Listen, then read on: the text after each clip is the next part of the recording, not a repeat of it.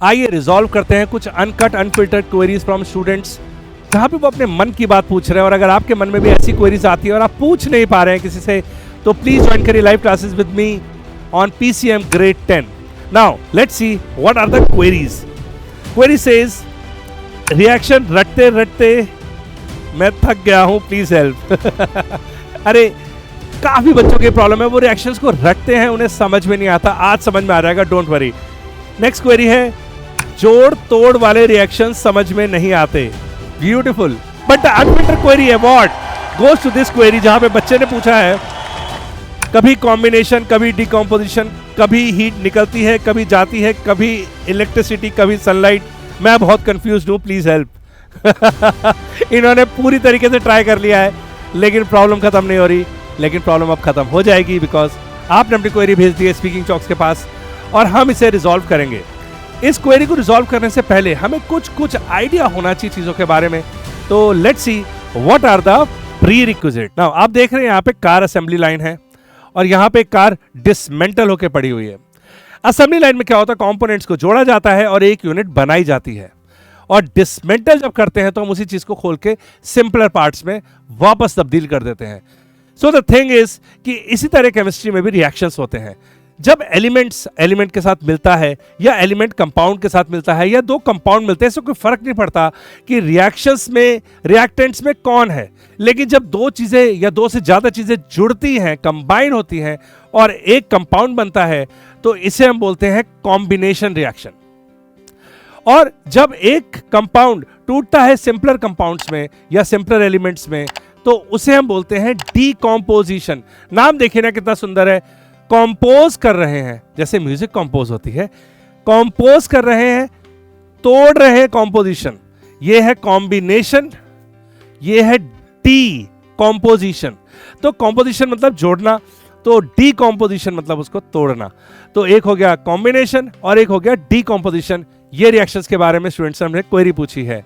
और ये तो हमें पता होना ही चाहिए कि किसी भी रिएक्शन को अगर रटना पड़ रहा है, इसका मतलब आपको बेसिक नॉलेज में थोड़ी सी एडिशन करने की जरूरत है। जैसे कि आपको वैलेंसीज याद नहीं है तो आपके साथ गड़बड़ हो सकता है, वरना आप बहुत अच्छे से बॉन्डिंग कर लेंगे, बहुत अच्छे से बॉन्ड बना लेंगे, राइट। तो जो नाम है, जैसे आपको लेड नाइट्रेट याद नहीं हो रहा है, PbNO3 होल ट्वाइस, या कैल्शियम कार्बोनेट CaCO3, उसका रीजन ये है कि हमें वैलेंसी नहीं पता। नहीं तो हम सीधा बोलेंगे कैल्शियम को 2 रुपीज देना था और कार्बोनेट को 2 रुपीज लेना था, इसलिए CaCO3 है। उसी तरीके से लेड को 2 रुपीज देने थे, लेकिन नाइट्रेट को सिर्फ 1 रुपी चाहिए था, इसलिए PbNO3 होल ट्वाइस, मतलब हम 2 रुपीज दे रहे हैं और सामने 1 रुपी लेने वाले दो लोग आ गए हैं। तो इस तरीके से आप समझ सकते हैं बहुत अच्छे से। तो मेरा ये सजेशन है कि इस पेज का तो आप स्क्रीनशॉट ले लीजिए और इसको देखिए और देखने के बाद इसको याद करिए, नहीं तो गूगल तो है ही आपके पास। नाउ लेट्स सी क्या होते हैं कॉम्बिनेशन रिएक्शंस। तो कॉम्बिनेशन रिएक्शन में हम समझ चुके हैं, पहला टाइप है जहां पे दो एलिमेंट या दो कंपाउंड या एक एलिमेंट एक कंपाउंड या दो से ज्यादा चीजें मिलके किसी एक चीज को बनाती है, उसे बोलते हैं हम कॉम्बिनेशन रिएक्शन। तो इसकी डेफिनेशन लिख लेते हैं, when two or more substances। तो वो substances कौन हो सकते हैं? वो एलिमेंट्स हो सकते हैं या फिर कंपाउंड्स भी हो सकते हैं। फर्क जानते हैं ना आप? एलिमेंट्स और compound combine to form a single product. The reactions are called combination reactions. Now इसके बाद हम क्या करने वाले हैं, अब हम इसके बाद एग्जाम्पल करेंगे। तो कॉम्बिनेशन रिएक्शन समझना बहुत आसान है, बहुत ही जल्दी बच्चे इस बात को ग्रैब कर लेते हैं कि भाई दो या दो से ज्यादा चीजें मिलकर एक चीज बना रहे, तो उसे हम बोलते हैं कॉम्बिनेशन रिएक्शन। गड़बड़ कहां पे होती है? गड़बड़ होती है रिएक्शंस में। तो मैं आपको एनसीईआरटी के सारे रिएक्शंस बताऊंगा, कैसे किया उन्होंने, क्या किया, क्यों किया, रिएक्शंस के पीछे की स्टोरी, ये सब हम बात करेंगे। कॉम्बिनेशन रिएक्शन, पहला रिएक्शन है CaOH होल ट्वाइस लिखा हुआ है, कैल्शियम हाइड्रोक्साइड। तो कैल्शियम हाइड्रोक्साइड कैसे बनता है, इसके रिएक्शन तो आप बिल्कुल समझ लीजिए अच्छे से, मैं आपको बताता हूं। कैल्शियम ऑक्साइड जो कि आपको क्विक लाइम मिलता है बाजार में, आपने पान वाले की दुकान में देखा होगा, वो किसी चूने को लाता है और उसके ऊपर पानी डालता है और वो गर्म हो जाता है पूरा बाउल। या आपने व्हाइट वॉश करते वक्त देखा होगा घर में, अब तो आजकल व्हाइट वॉश चूने से नहीं होता है, लेकिन आज भी कभी कभी जहां पे व्हाइट वॉश चूने से होता है, वहां पे जब चूना मार्केट से लाते हैं और उसमें पानी डालते हैं तो खूब सारी हीट निकलती है, और हीट निकलने के बाद जो बनता है वो है स्लेक्ड लाइम। तो ये जो है, ये आप बाजार से लाते हैं, इसको बोलते हैं क्विक लाइम। Quick lime. और ये क्विक लाइम कहां से आता है? बेसिकली अर्थ में मिलता है कैल्शियम कार्बोनेट, जो कि होता है लाइमस्टोन। उसे अगर हम हीट करते हैं करीबन करीबन 800 डिग्री सेल्सियस पे, तो बनता है क्विक लाइम प्लस CO2 उसको छोड़ देती है। नाउ इसी क्विक लाइम में अगर हम पानी मिला दें तो कुछ बनेगा। जो बनेगा वो है कैल्शियम हाइड्रोक्साइड, जिसे हम बोलते हैं स्लेक्ड लाइम। तो लाइमस्टोन को गर्म करो तो बनता है क्विक लाइम, क्विक लाइम में पानी मिलाओ तो बनता है स्लेक्ड लाइम, लेकिन इसके साथ खूब सारी निकलती है हीट। खूब सारी निकलती है हीट। तो ये जो हीट है ये बताती है कि रिएक्शन एक्सोथर्मिक है। लेकिन दो कंपाउंड मिलके एक कंपाउंड बना रहे हैं, इसका मतलब ये रिएक्शन कॉम्बिनेशन रिएक्शन की कैटेगरी में आता है। बैलेंस इसे आप आराम से कर सकते हैं अपने आप देख के एनसीईआरटी से। क्या मैं कर दूं? ओके, बैलेंस भी कर लेते हैं, चलो बैलेंस कर लेते हैं। तो कैल्शियम एक है, इसी बहाने प्रैक्टिस भी हो जाएगी। तो मैं भी आपको एडवाइस करूंगा, जब भी आप रिएक्शन लिखें आराम से आप बैलेंस करें। प्लस ये रिएक्शन तो बहुत खास है, कैल्शियम कार्बोनेट को हीट किया, calcium oxide plus carbon dioxide, calcium oxide में पानी मिलाया तो कैल्शियम हाइड्रोक्साइड बना, और कैल्शियम हाइड्रोक्साइड को जैसे CO2 मिलेगी ये वापस बन जाएगा कैल्शियम कार्बोनेट। पूरी गाथा कंप्लीट। ये तो मैंने येलो से येलो पे लिख दिया, मैं इसको दूसरे कलर से लिख देता हूं। तो यहां पे CO2 मिलेगी तो ये बन जाएगा CaCO3। तो जहां से कहानी शुरू हुई थी वही खत्म हो गई, ये फिर से लाइमस्टोन बन गया। तो इसका मतलब जब दीवारों पे हम उसको पेंट करते हैं कैल्शियम हाइड्रोक्साइड को, स्लेक्ड लाइम दीवारों पे लगाते हैं, तो 2 या 3 दिन बाद वो बिल्कुल कड़क सूख के जब हो जाता है तो वो कैल्शियम कार्बोनेट हो जाता है। कैल्शियम कार्बोनेट को वापस कैल्शियम ऑक्साइड बनाने के लिए हमें उसे हीट करना होगा। ये पूरा साइकिल है। इस रिएक्शन को 40 तरीके से पूछा जाता है एग्जाम में, अच्छे से समझ लेंगे। नाउ कैल्शियम हाइड्रोक्साइड में O डबल है, यहां पे 2 लगाना पड़ेगा। हाइड्रोजन हो गया 4, यहां पे 2 लगाना पड़ेगा। ये 2 CaO, अरे नहीं, ऑक्सीजन पहले से 2 थी। ऑक्सीजन 2 है, यहां ऑक्सीजन 2 है, हाइड्रोजन 2 है, यहां हाइड्रोजन 2 है, कैल्शियम 1 है। ये तो पहले से ही बैलेंस है, इसको करने की जरूरत ही नहीं है। आगे बढ़ते हैं। इस रिएक्शन को देखिए, ये कार्बन डाइऑक्साइड की फॉर्मेशन है। कार्बन डाइऑक्साइड की फॉर्मेशन कैसे हो सकती है? C plus O2 gives CO2। Perfectly balanced है। ज्यादा से हम यहां लिख सकते हैं कि ये कार्बन सॉलिड है, ये गैस है, और ये गैस फॉर्म हुई है। जिस तरह यहां हम लिख सकते हैं ये सॉलिड है, ये लिक्विड है, और ये एक्वस है। तो ये पूरी तरीके से आप लिख रहे हैं कि किस स्टेट में है, क्या बन रहा है, प्रोडक्ट क्या बन रहा है, हीट निकल रही है, नहीं निकल रही है, वगैरह वगैरह। इस तरीके से आपको पूरे रिएक्शन को कंप्लीट करके लिखना चाहिए। थर्ड रिएक्शन, वाटर की फॉर्मेशन देख लेते हैं। हम लेंगे हाइड्रोजन गैस H2 प्लस उसमें मिलाएंगे हम ऑक्सीजन, और हम बना देंगे वाटर H2O। अब यहाँ पे हाइड्रोजन 2 है, यहाँ पे हाइड्रोजन 2 है, लेकिन यहाँ पे ऑक्सीजन 2 एटम है, यहाँ पे ऑक्सीजन अकेली है, तो यहाँ पे हमें 2 लगाना पड़ेगा। और 2 लगाते ही हाइड्रोजन 4 हो गया, इसलिए मुझे यहाँ 2 भी लगाना पड़ेगा। ये हो गई हमारी इक्वेशन बैलेंस। तो ये 3 रिएक्शंस है। कैल्शियम ऑक्साइड को पानी में डाला तो बन गया है हमारे पास slaked lime calcium hydroxide, heat भी निकली है। Carbon plus oxygen gives carbon dioxide, hydrogen gas plus oxygen gas gives water. Now ये हुए 3 एग्जांपल कॉम्बिनेशन के, और भी एग्जांपल कुछ करके देखते हैं कॉम्बिनेशन रिएक्शन के। जैसे कि यहां पे आग लगी हुई है मीथेन गैस। हमारे घर में जो पाइप नेचुरल गैस आ रही है वो मीथेन है, सिलेंडर में जो आती थी वो ब्यूटेन थी। नाउ CH4 में हमें मिली ऑक्सीजन, और ये जल उठा और इसने बनाया CO2 plus H2O plus heat. Now ये एक रिएक्शन हुआ। नीचे वाले रिएक्शन में हमारा रेस्पिरेशन दिखाया गया है। रेस्पिरेशन यानी जो भी हम खाना खाते हैं, जो भी हम दाल रोटी सब्जी जो भी खाते हैं, वो कन्वर्ट हो जाता है ग्लूकोज में। और ग्लूकोज जब एयर के साथ, ऑक्सीजन के साथ रिएक्ट करता है तो हमें देता है एनर्जी, जिससे हम काम करते हैं, जिससे मैं बोल पा रहा हूं, जिसकी वजह से आप सुन पा रहे हैं और पढ़ाई कर पा रहे हैं। तो ये रहा हमारा ग्लूकोज C6H12O6, और जब हमने इसमें मिलाया ऑक्सीजन तो ये बना CO2 plus H2O plus energy. ये सारे रिएक्शंस आपकी एक्टिविटी में दिए हुए हैं, जो कि हम अभी एक्टिविटी के कॉर्नर पे करेंगे, तो अभी इनको यही ऐसे ही समझते हैं और आगे बढ़ते हैं।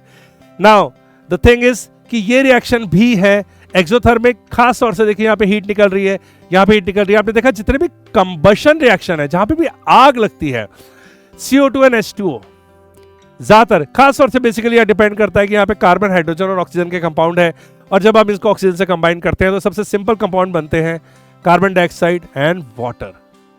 तो आपको जिस भी टाइप में, जब भी किसी हाइड्रोकार्बन को, खास तौर से जब आप कार्बन एंड कंपाउंड पढ़ेंगे, हाइड्रोकार्बन मतलब हाइड्रोजन और कार्बन से बना हुआ, जैसे कि ये हाइड्रोकार्बन है, बिल्कुल सिंपलेस्ट हाइड्रोकार्बन है मीथेन। ये एक ग्लूकोज का मॉलिक्यूल है। जब ये जलते हैं हवा में ऑक्सीजन की प्रेजेंस में, तो CO2 और H2O ही निकलता है हीट के साथ। Next, decomposition. नाउ अब हम क्या करेंगे? डीकॉम्पोज करेंगे, हम तोड़ेंगे, और उस रिएक्शन, उस टाइप, उस कैटेगरी को बोलेंगे हम डीकॉम्पोजिशन। तो तोड़ेंगे कैसे? When single reactant breaks down to give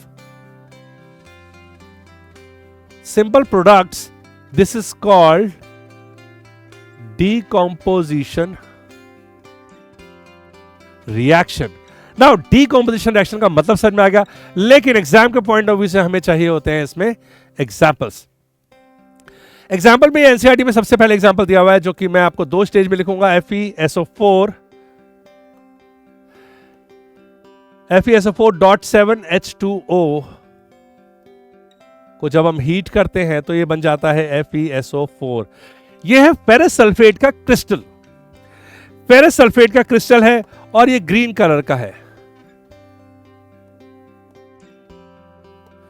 तो फेरस सल्फेट का क्रिस्टल को जब हम हीट करते हैं तो फेरस सल्फेट प्लस 7H2O में टूट जाता है और अलग अलग हो जाता है। डिकम्पोजिशन रिएक्शन तब शुरू होता है और जब हम इसको और फर्दर हीट करते हैं, और ये FeSO4 को जब हम हीट करते हैं तो Fe2O3 फेरिक ऑक्साइड में कन्वर्ट हो जाता है, प्लस SO2 प्लस SO3 बनाता है। नाउ FeSO4 है फेरस सल्फेट। स्टूडेंट कंफ्यूज होते हैं, जिसकी वजह से उन्हें रटना पड़ता है फेरस। फेरस मतलब वैलेंसी 2 है। जब भी किसी एलिमेंट की वेरिएबल वैलेंसी होती है, जैसे कि 2 और 3, 1 और 2, वेरियस वैलेंसी का मतलब है ये आयरन 2 रुपए भी दे सकता है और 3 रुपए भी दे सकता है। यानी कि ये 2 इलेक्ट्रॉन भी डोनेट कर सकता है और 3 भी कर सकता है। तो 2 कर सकता है, 3 कर सकता है, इसका मतलब इसकी वैलेंसी वेरिएबल है।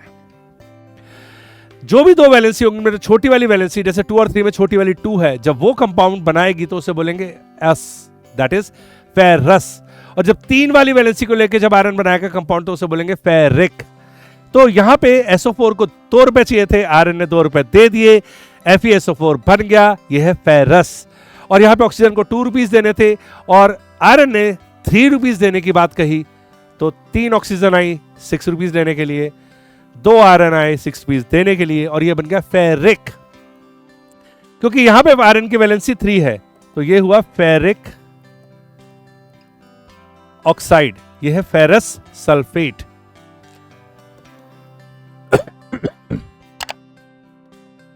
नाउ इस गैस को पहचानिए, ये है SO2। अगर आपने सल्फर डाइऑक्साइड के बारे में नहीं सुना है तो कैसे हो सकता है? आपने कभी ना कभी घर में माचिस जरूर जलाई होगी, एम आई राइट? आपने माचिस जलाई होगी, और माचिस जब जलाई होगी तो जो स्मेल आती है पास में माचिस के जलते ही, वो है सल्फर डाइऑक्साइड की। तो आपको एनसीईआरटी इस तरीके के क्वेश्चन आने वाले टाइम में पूछेगी जहां पे वो महसूस करना चाहेगी कि आपको बात समझ में आई है कि आपने सिर्फ रटा हुआ है। तो आप देख सकते हैं फेरस सल्फेट को जब heat the, point to be noted, heat देनी पड़ी।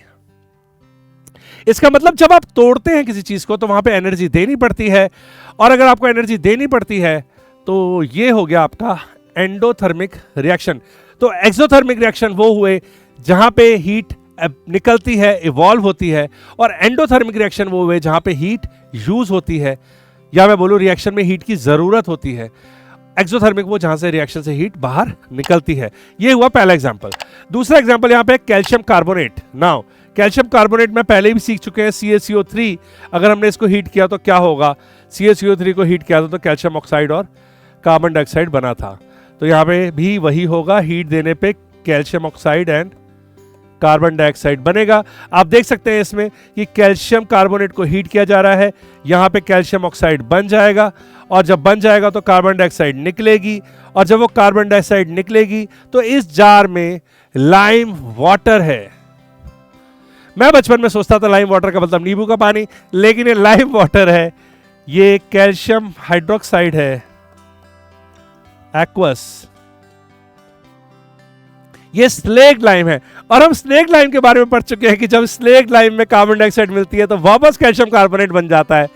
तो यहां स्लेग लाइम में जब ये CO2 ऊपर से उड़ के यहां जाएगी तो वापस कैल्शियम कार्बोनेट बनेगा, और कैल्शियम कार्बोनेट इस क्लियर पानी को, कैल्शियम हाइड्रोक्साइड बिल्कुल साफ ट्रांसपेरेंट होता है, लेकिन जैसे कैल्शियम कार्बोनेट बनेगा तो उसके व्हाइट कलर के क्रिस्टल प्रेसिपिटेट हो जाएंगे और ये पानी दूध की तरह हो जाएगा, इट विल टर्न मिल्की। इसीलिए लाइम वाटर में CO2 को एज अ टेस्ट यूज किया जाता है। अगर CO2 की प्रेजेंस को चेक करना हो तो लाइम वाटर से गुजारा जाता है। लाइम वाटर मतलब कैल्शियम हाइड्रोक्साइड से गुजारा जाता है ताकि कैल्शियम कार्बोनेट बन जाए और वो पूरा की पूरा लाइम वाटर हो जाए मिल्की, और हमें पता चल जाए कि ये गैस कार्बन डाइऑक्साइड थी। तो ये रिएक्शन को यूज करते हैं हम लोग as a test for carbon dioxide. Now ये तीसरा रिएक्शन आप देखिए, यहां पे लेड नाइट्रेट के बारे में कुछ हो रहा है, PbNO3 होल ट्वाइस। आपको पता ही था कि नाइट्रेट को सिर्फ अपना 1 रुपया चाहिए, लेकिन Pb को तो भाई 2 रुपए देने हैं, तो ऑब्वियसली 2 नाइट्रेट का आना जरूरी है। इसमें भी हीट लगेगी, जब ये हीट लगेगी तो ये बनेगा lead oxide plus nitrogen dioxide plus oxygen. Balance हम कर लेंगे क्योंकि बैलेंस इक्वेशन एनसीईआरटी में दी हुई है। सीखने वाली बात यह है कि लेड नाइट्रेट को हीट करना पड़ा और ये 2 चीजों में बटी, कैल्शियम कार्बोनेट को हीट किया, ये 2 चीजों में डिवाइड हो गया, फेरस सल्फेट को हीट किया और ये 2-3 चीजों में डिवाइड हो गया। ये है एग्जांपल ऑफ डीकंपोजिशन रिएक्शन। आगे बढ़ते हैं। पहले हमने हीट दी थी डिकंपोज करने के लिए, अगर हम इलेक्ट्रिसिटी देनी पड़ जाए तो उसको इलेक्ट्रोलिसिस बोलते हैं। खास तौर से इलेक्ट्रोलिसिस कहां पे देखने को मिलता है, देखिए यहां पे एक बैटरी है, 6 वोल्ट की बैटरी है, कैथोड है, एनोड है। कैथोड मतलब जहां पे इलेक्ट्रॉन की सप्लाई है, एनोड मतलब जहां से इलेक्ट्रॉन जा रहे हैं। ओके, तो इलेक्ट्रॉन जहां जा रहे हैं तो कैथोड से इलेक्ट्रॉन निकलेंगे। यहां देखिए ये रहा आपका नेगेटिव, इलेक्ट्रॉन यहां पे हैं और यहां पे इलेक्ट्रॉन की कमी है, यहां से इलेक्ट्रॉन जा रहे हैं। यहां पे कोई ऐसा होगा जो इलेक्ट्रॉन दे देगा अपने।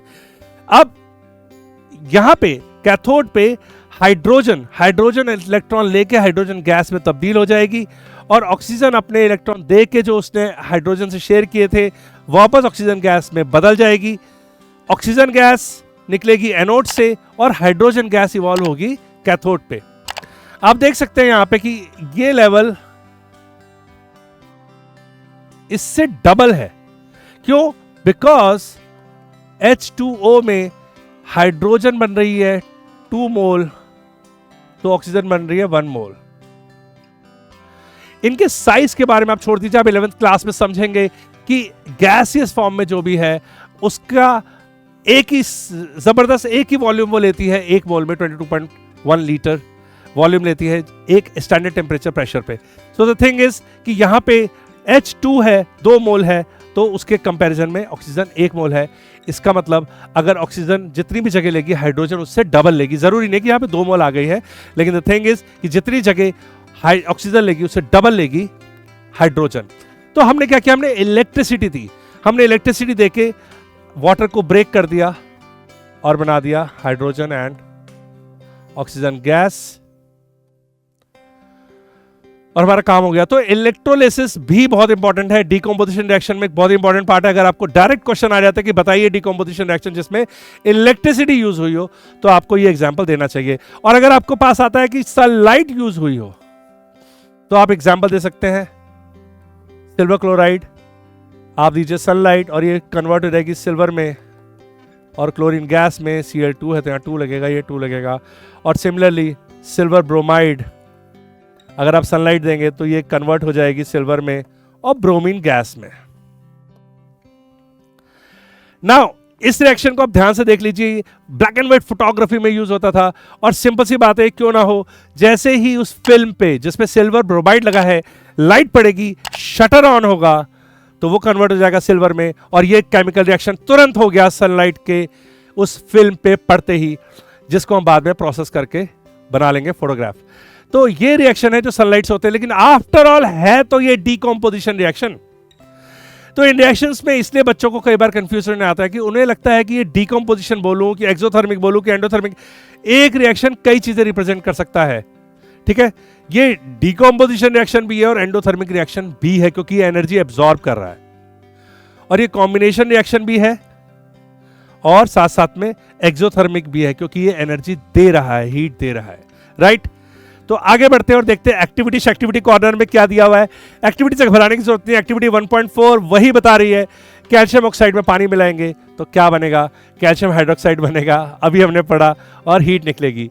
फेरस सल्फेट जो है क्रिस्टल है, जो इसमें वाटर ऑफ क्रिस्टलाइजेशन है, .7H2O क्या है, वाटर ऑफ क्रिस्टलाइजेशन। तो किसी भी सॉल्ट को जब हम क्रिस्टल बनाते हैं तो हमको उसको वाटर देना पड़ता है, और जितने वाटर के मॉलिक्यूल पर मॉलिक्यूल के साथ चिपकते हैं, यहां पे FeSO4 के साथ 7H2O है, तो हर एक के साथ 7 स्टिकर चिपके हुए हैं। अभी FeSO4 दूसरे FeSO4 के साथ चिपकेगा, फिर तीसरे से चिपकेगा, और फिर एक क्रिस्टल बना लेगा, जैसे कि नमक के क्रिस्टल होते हैं, चीनी के क्रिस्टल होते हैं, वैसे क्रिस्टल बना लेगा। इसका कलर है ग्रीन, और इसका कलर है फेरिक ऑक्साइड का ब्राउन।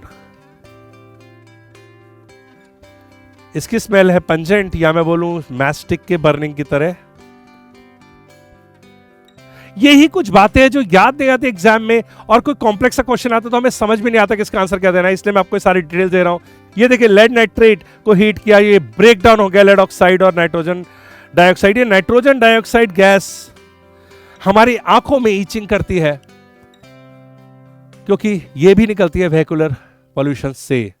रेड लाइट पे कुछ जरूर ज्यादा मिलती है क्योंकि इंजन बहुत गर्म होता है, और नाइट्रोजन ऑक्साइड में कन्वर्ट हो जाती है। नाइट्रोजन ऑक्साइड बहुत ज्यादा ईच करती है, नाइट्रोजन डाइऑक्साइड भी हमारे लिए अच्छी नहीं है, ऑक्सीजन है साथ में। नाउ ये रिएक्शन में हम समझ चुके हैं कि कैसे इलेक्ट्रोलिसिस ऑफ वाटर होता है, और कैसे water breaks down into hydrogen and oxygen, and hydrogen takes double the volume because the ratio of volume is double than the oxygen in water, H2O है वो।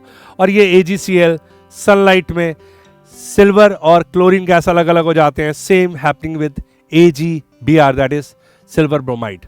नाउ बुक कहती है कि section में हम इसी चीज को जब देखते हैं अपनी बुक में, तो टाइप्स ऑफ केमिकल रिएक्शन में काफी कुछ देखने को मिलता है। Actually chemical reaction involves the breaking and making of bond between atoms and produce new substances. बहुत ही सुंदर लाइन। इस सुंदर लाइन में एक बहुत ही अच्छी बात बोली गई है कि रिएक्शन में होता ही क्या है, बॉन्ड टूटते हैं, नए बनते हैं। एक कंपाउंड है, दो कंपाउंड है, जुड़ रहे हैं, तो ये सब टूटेगा फूटेगा, और फिर उसके बाद जिसको जिसके साथ जुड़ना है वो जुड़ेगा। बॉन्ड्स के टूटने के लिए एनर्जी लगती है, और जब बॉन्ड बनते हैं तो एनर्जी निकलती है। और इस लगने और निकलने के चक्कर में अगर ओवरऑल लग गई तो बोलते हैं एंडोथर्मिक है, और अगर ओवरऑल बाहर आ गई एनर्जी तो हम बोलते हैं एक्सोथर्मिक रिएक्शन है। तो ये बहुत ही अच्छी लाइन है जो एनसीईआरटी ने शुरुआत में दी है। नाउ इसके बाद आप देख सकते हैं यहाँ पे कैल्शियम कार्बोनेट वाला रिएक्शन दिया है, जो कि हम अच्छे से समझ चुके हैं। वही बर्निंग ऑफ कोल जो मैं आपको बता चुका हूँ, carbon plus oxygen gives CO2, hydrogen gas plus oxygen gas gives water, methane जल रही है यहाँ पे, कार्बन डाइऑक्साइड एंड वाटर निकल रहा है प्लस हीट। ये रहा हमारा ग्लूकोज जो कि ऑक्सीजन के साथ बर्न हो रहा है। इस रिएक्शन को रेस्पिरेशन भी कहते हैं, क्योंकि हमारे अंदर रेस्पिरेशन होता है। जब हम खाना खा लेते हैं, ग्लूकोज बॉडी बना लेती है, तो तो उसको जो हम ब्रीथ करते हैं ऑक्सीजन के साथ मिक्स करके उससे एनर्जी प्रोड्यूस करती है जिससे कि हम काम कर पाते हैं। ये सारे आती है कैटेगरीज डीकॉम्पोजिशन रिएक्शन के अंडर। उसके बाद ये फेरस सल्फेट वाला रिएक्शन जिसमें सल्फर डाइऑक्साइड गैस निकल रही है। आप स्मेल के बारे में एनसीईआरटी ने पूछा है, माचिस मैंने बना दी है। Calcium oxide is also called lime. Calcium carbonate को हीट करो तो कैल्शियम ऑक्साइड और कार्बन डाइऑक्साइड बनता है, और यही कैल्शियम ऑक्साइड को पानी में मिला दो तो कैल्शियम हाइड्रोक्साइड बन जाता है, और उसी कैल्शियम हाइड्रोक्साइड को फिर से अगर कार्बन डाइऑक्साइड मिल जाए तो कैल्शियम कार्बोनेट बना देती है। ये तो बिल्कुल ट्रायंगल की तरह है। और इसके बाद ये रहा आपका इलेक्ट्रोलिसिस ऑफ वाटर, ये रहा decomposition with the help of sunlight, silver bromide and silver chloride. तो ये है आपकी क्वेरी का आंसर कि जोड़ तोड़ वाले रिएक्शंस बहुत सिंपल होते हैं, इतने मुश्किल नहीं है। मैंने आपको सारे रिएक्शन जो एनसीईआरटी में देते हैं वो करा दिए हैं। एक बार खुद पढ़ के देखिए, सेल्फ स्टडी करिए, आपको बहुत मजा आएगा। और जरा सी भी अगर जरूरत पड़ जाए तो नोट्स के लिए इस क्यूआर कोड को कर लीजिए अपने पास। Take a snapshot. Okay, see you again with next query.